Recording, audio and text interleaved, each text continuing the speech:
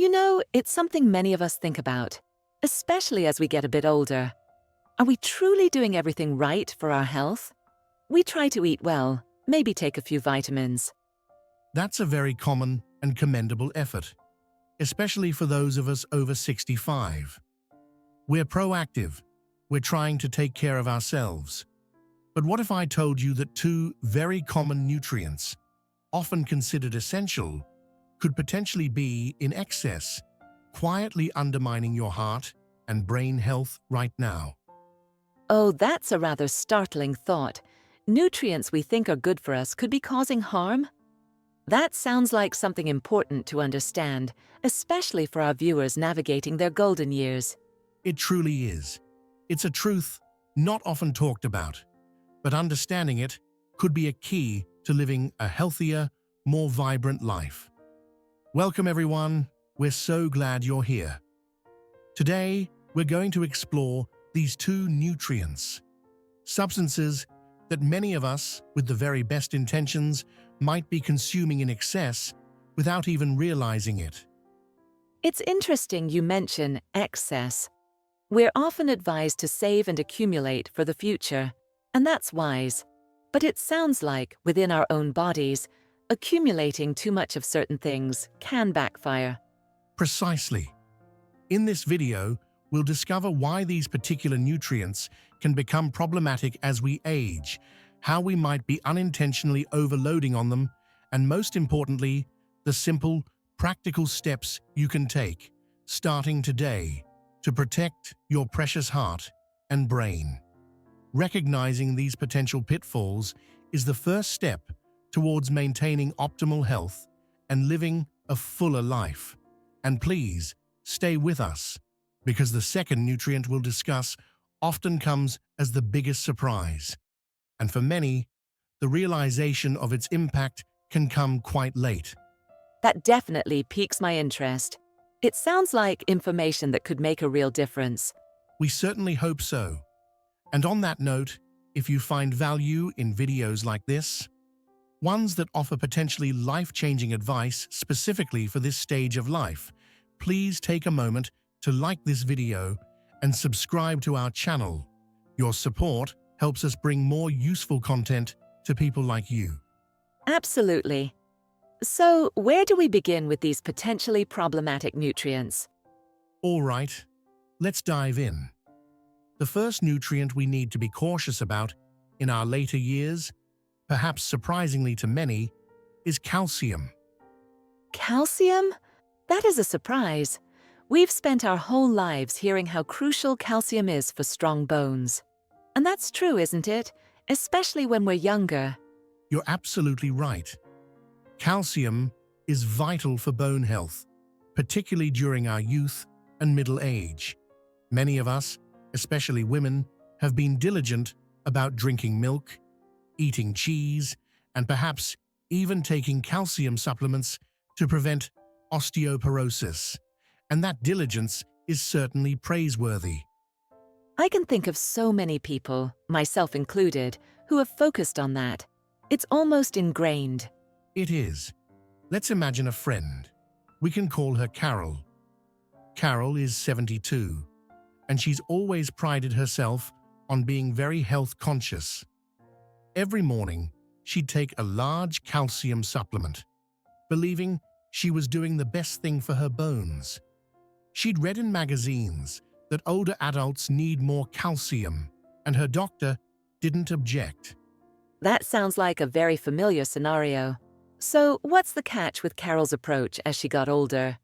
The issue is that as we age, our bodies process calcium differently. If we take in too much calcium, particularly from supplements rather than whole foods, that excess doesn't always make its way into our bones. Instead, it can begin to deposit in places we don't want it. Think of limescale building up in your kettle over time. A similar process can happen inside our bodies. That's a very vivid analogy. So, where does this excess calcium end up, and what kind of problems can it cause? This surplus calcium can deposit in your arteries, causing them to harden and narrow, a condition called atherosclerosis. This is a major risk factor for heart attacks and strokes. It's as if the vital roadways for blood in your body are slowly getting clogged. Additionally, excess calcium can contribute to the formation of kidney stones, which, as anyone who has experienced them knows, can be incredibly painful. And I imagine the concerns don't stop there. You mentioned brain health earlier. Correct. Some recent research also suggests that calcium buildup in the brain might be linked to cognitive decline and even conditions like dementia. It's a complex area, but the signs point towards caution with excessive intake. So, how do we end up taking in too much? It sounds like it can happen quite easily if we're not aware. It can. Firstly, supplements are a major contributor. Many of us take them routinely, without a true need, or at doses that are too high. Secondly, many foods today are fortified with calcium, from orange juice and breakfast cereals to bread. While the intention is good, it can all add up significantly. That makes sense. So, for our viewers who might be concerned, what are the practical steps to manage calcium intake wisely? Excellent question. There are several key actions. First, talk to your doctor about calcium supplementation. This is crucial. Before taking any calcium supplement, discuss it with your healthcare provider. They can assess your actual need based on your diet, lifestyle, and other health risk factors. Don't just assume you need a supplement because you're getting older. That's such an important reminder that personalized medical advice is paramount. Absolutely. Second, prioritize calcium from whole foods. Our bodies absorb and utilize calcium from food much more effectively than from supplements. Wonderful food sources include low-fat dairy products like yogurt and milk, dark leafy green vegetables such as kale and spinach, canned sardines and salmon with the bones, almonds and beans. When Carol started focusing on getting her calcium from a balanced diet, she found she no longer needed that high-dose supplement. It's always good to hear that focusing on a good diet can make such a difference. What else? Third, remember vitamin K2. This is an often overlooked but vital point. Vitamin K2 acts like a traffic controller, helping to direct calcium into your bones and teeth, rather than allowing it to deposit in arteries and soft tissues. Food sources rich in K2 include natto, a fermented soybean dish, which can be an acquired taste, but is excellent, goose liver, egg yolks, and some aged cheeses. Again, discuss with your doctor whether you might need a K2 supplement, especially if you are on blood-thinning medication. That's fascinating, how nutrients work together. It's rarely about just one thing in isolation. Exactly. And fourth, read food labels. Pay attention to the amount of added calcium in fortified foods. You might be surprised at how much you're actually consuming. When Carol began implementing these changes, she not only felt more reassured about her heart health, but was also surprised to find she had more energy by focusing on a whole food diet. That's a wonderful outcome for her. It really highlights how interconnected everything is. Now, for our viewers, have you ever worried about your calcium intake? Or perhaps you've already made similar changes to your diet? We'd love for you to share your thoughts in the comments below. Your experiences can be so helpful to others. Yes, please do. Now let's move on to that second nutrient that can silently cause harm, and this is the one that often takes people by surprise. That nutrient is iron. Iron. That's another one, like calcium, that we're always told is so important. We hear about iron for energy, to prevent anemia. And that's absolutely true. Iron is an essential mineral, without a doubt. It plays a critical role in transporting oxygen throughout the body and in energy production. Iron deficiency can indeed lead to fatigue and weakness. So many of us, especially when feeling a bit run down, might think we need more iron. I can see how that would be a natural assumption. If you're tired, you think, maybe I'm low on iron. Precisely. Let's consider another friend. We'll call him George. George, at 68, started feeling more tired than usual. He remembered his mother saying, back in the day, that liver and red meat were good for building up the blood. So George began eating more red meat and even bought a multivitamin containing iron, hoping to regain his former pep. Again, a very understandable course of action based on common knowledge. But I sense there's a but coming, especially for older adults. There is. Just like with calcium, too much iron can become a serious problem, particularly for older adults. After menopause in women and generally in older men, the body's need for iron typically decreases. We're no longer losing iron through menstruation, and our bodies are actually very efficient at recycling and conserving iron. So, if we're taking in more than we need and not losing it as readily, it must accumulate. What happens then? When excess iron builds up in the body, it can cause a condition known as iron overload.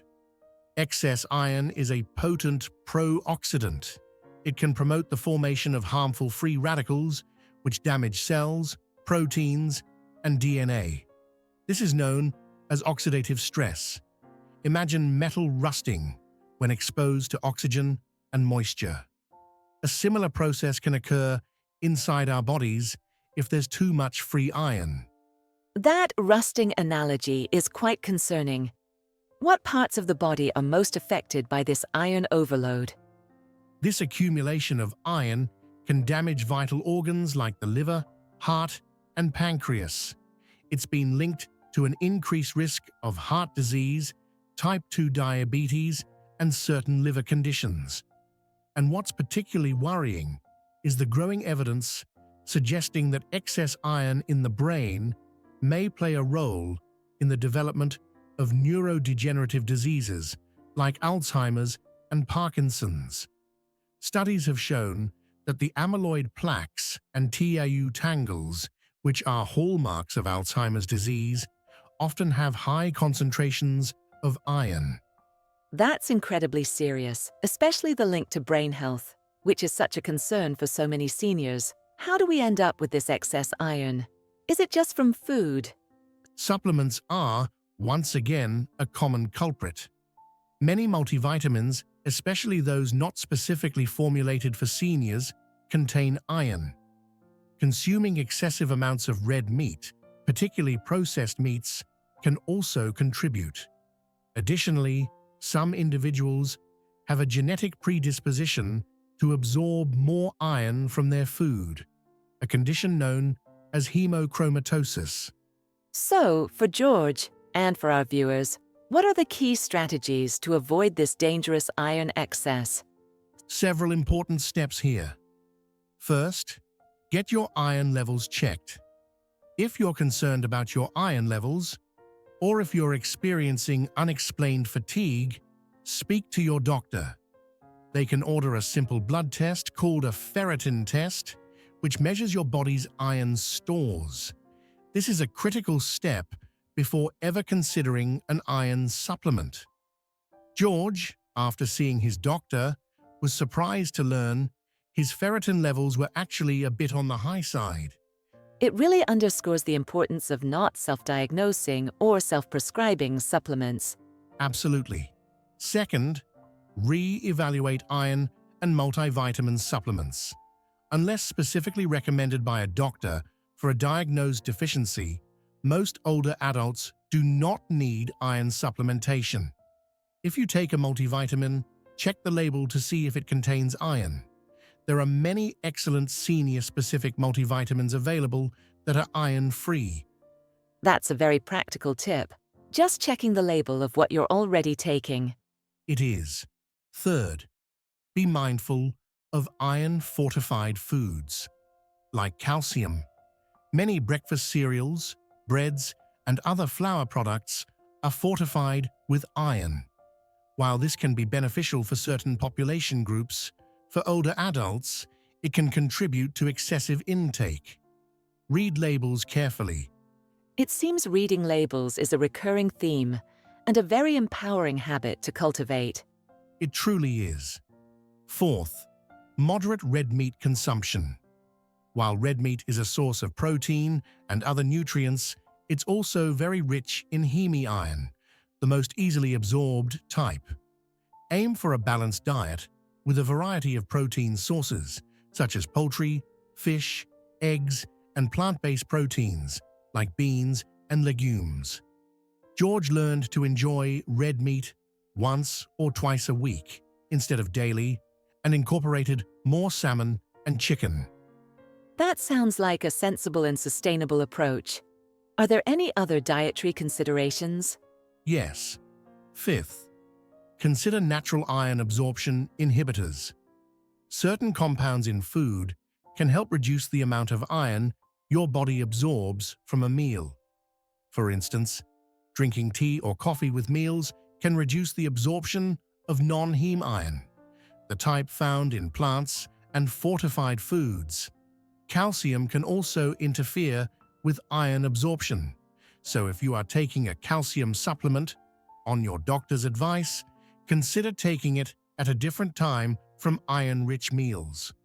When George made these adjustments, especially stopping his iron-containing multivitamin and reducing his red meat intake, he not only saw his ferritin levels return to normal, but also felt a sense of relief, knowing he was proactively protecting his long-term health. It's amazing how these targeted changes, based on understanding how our bodies work as we age, can have such an impact. Were you surprised to learn that iron could be an issue for older adults? Do you check your multivitamin labels for iron content? Please share your experiences and any questions you might have in the comments. We learn so much from each other. Indeed. So, we've covered two nutrients, calcium and iron, that while essential in the right amounts, can become silent saboteurs if we consume too much, especially after the age of 65. It's so easy to fall into that more is better trap when it comes to vitamins and minerals, isn't it? Especially with all the marketing and media messages we see. It is. But our bodies are complex, finely tuned systems where balance is key. Carol and George never imagined their well-intentioned health efforts could inadvertently lead to potential risks. But once they gained this understanding and made those small adjustments to their diet and supplementation, they felt empowered to take better control of their health. They reported feeling more connected to their bodies and, surprisingly, even mentally clearer and more energetic. That's the real goal, isn't it? Not just to live longer, but to live well, with vitality and clarity. Precisely. Aging is inevitable, but how we age is largely up to us. It's never too late to learn more about our bodies and make those small adjustments that can lead to big improvements in our quality of life. The information we've discussed today isn't meant to cause alarm, but to empower you with knowledge. And that knowledge allows us to have more informed conversations with our healthcare providers and make choices that are right for us individually. Exactly. So now it's over to you, our viewers, to reflect and perhaps take action. Which piece of information about excess calcium or iron resonated most with you? What's one small change you feel you could make starting today? Perhaps it's scheduling that doctor's appointment to discuss your supplements, or simply committing to reading food labels more carefully. Every small step in the right direction counts. It certainly does. If this video resonated with you, please hit that like button and share it with someone you know who might benefit from hearing this message. Knowledge is power, and sharing knowledge is an act of caring. And don't forget to subscribe for more practical tips to help you live your healthiest, happiest life in these golden years. Thank you for joining us and for sharing such valuable insights. Remember, you have so much power to shape your later years into a time of health, joy, and fulfillment. Thank you for watching, and we'll see you in the next video.